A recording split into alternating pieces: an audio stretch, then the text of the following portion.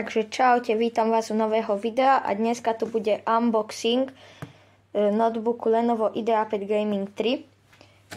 Tak, môžeme sa aj hneď na to vrhnúť, nebudem to veľmi zdržovať.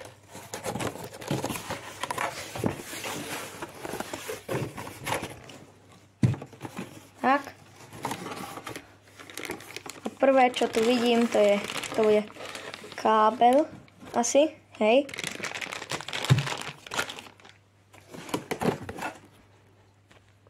Takže máme tu kábel na nabíjanie. Takže toto je ten kábel proste, čo treba zapichnúť sem. A potom to s týmto sa pripojí do tejto krabici. Takže mám to vybraté a vyzerá to nejako takto. Je tu ten kábel. A potom sem treba zapojiť tento. A toto pôjde potom do notebooku. No, tak rovno som laptop vybral z krabice. A ostatné tam bolo potom už len papiere a tak. Takže ideme ho otvoriť. Pekne sa otvára, neprehýna sa. Máme tu takúto ochrannú fóliu. A tak to vyzerá. Máme AMD Ryzen 5, potom NVIDIA GeForce RTX 4050 a tak. A teraz si dáme sound test.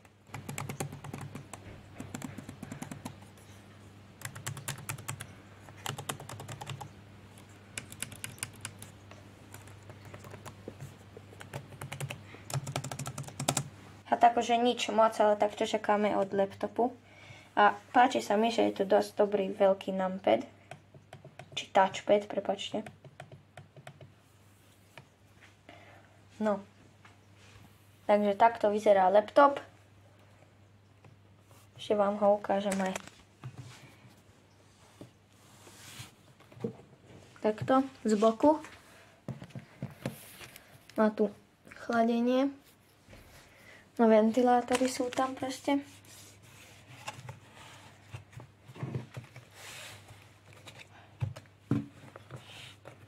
Ešte zozadu vám ho ukážem. A tu sú konektory. Tu je HDMIčko, Ethernet, USB-Cčko a toto je na nabíjanie. Takže tak. A má 165 Hz. Je to tá lepšia verzia. A je to Lenovo IdeaPad Gaming 3. A akože je poloplast, polokov, ale obrazovka není nejako, dá sa dať do 90 stupňov asi. No skoro do 90. Tak. Potom máme tu fyzický prepínač na proste tú kameru. A tak. Tu sa zapína. Vyzerá veľmi pekne. Takže už som si ho aj ja nastavil a zapol. Už som ho aj vyskúšal, asi 2 týždne alebo týždeň ho mám a strašne som s ním spokojný. Je to podľa mňa dobrý výber. Je to Lenovo IdeaPad Gaming 3. Je aj lacnejšia verzia, kde je obrazovka proste v menších pixeloch. Ja mám tam, kde je 2560 x 1440 pixelov a 165 Hz a 350 nitov. A je aj slabšia verzia, kde je 1980 x 1080 pixelov, okolo tak. A je tam 120 Hz a 250 nitov. Ja som potrebovala aj lepšiu obrazovku, lebo aj na videá, strih a všetko. No a ako ste v minulom videi mohli vidieť, mám aj klávesnicu od Ako. Ak ste to video ešte nevideli, určite sa choďte pozrieť. A v tom videu je aj Logitech G305 myška, klávesnica taktiež. A ja som si k tomu dokúpil k laptopu ešte takýto USB hub, čo je zapojené dozadu, kde je USB-C, do USB-C. Mám tu 4 voľné sloty, jeden je osadený myškou a klávesnicu mám tu, lebo neviem, tam sa mi to chcelo dať. A potom ideme ho zapnúť. A potom ja som si internet pripojil cez kábel a mám tu taktiež aj HDMI kábel 3-metrový, ktorý vedie do mojej telky, aby som si vedel moje videá proste pozrieť aj na tom, alebo prípadne si na ňom na telke zahrať. A potom tu máme kábel na nabíjanie, čo sa práve že tu dozadu dáva. A tak, a teraz si ho ideme zapnúť. Takže zapíname. A musím podotknúť, že mám v tom Windows 11 Pro. Dajú sa kúpiť tie kľúče aj za 12 €, okolo tak. A na Alze a všade inde je to, že za 100 € a takéto podobné šialené ceny. Ale našťastie sa mi podarilo nájsť nejakú dobrú stránku, kde som si to vedel kúpiť. Takže ako vidíte, ide aj chladiť, svieti na červeno, sú tam 4 ventilátory a je to mriežkované. Mriežky sú na tom. A máme tu potom aj také nožičky, tuto presne na uchytenie laptopu, lebo táto podložka sa proste vie nastaviť, aby bola takto vyššie, v takom sklone. Má také nožičky. No a ako vidíte, už sa nám aj zapol. Takže sme na ploche. Ako vidíte, už som si to nainštalovala aj nejaké aplikácie a hry. Mám tu Fortnite, mám CSGO, mám Steam a mám Minecraft.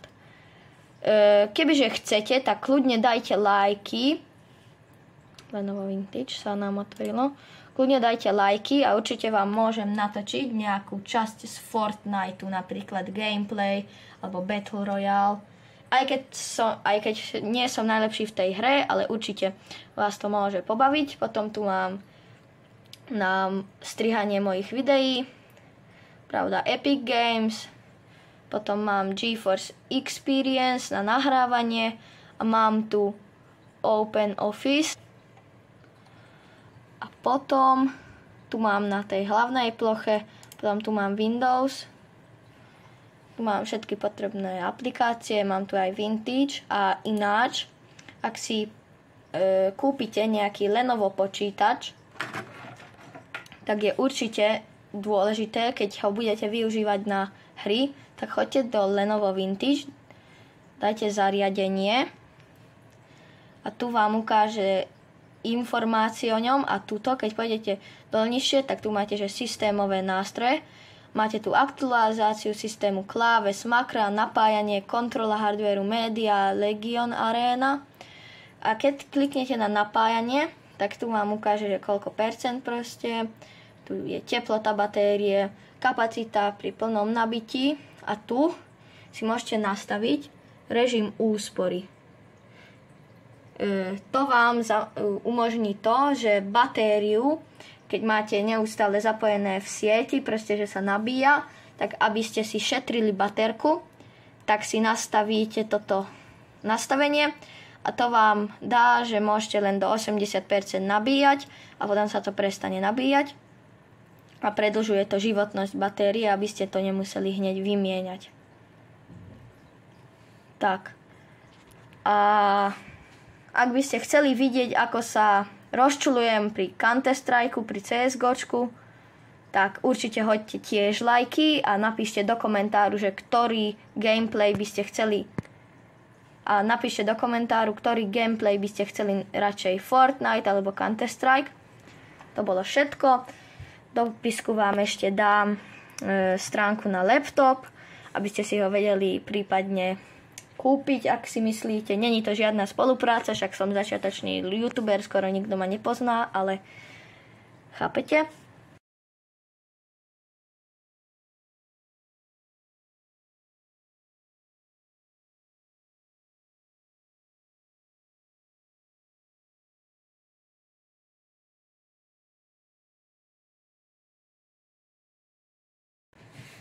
No, tak toto bolo z mojej strany všetko. Dúfam, že ste sa zabavili. Určite mi hoďte odber, ak chcete podporiť moju tvorbu a čaute.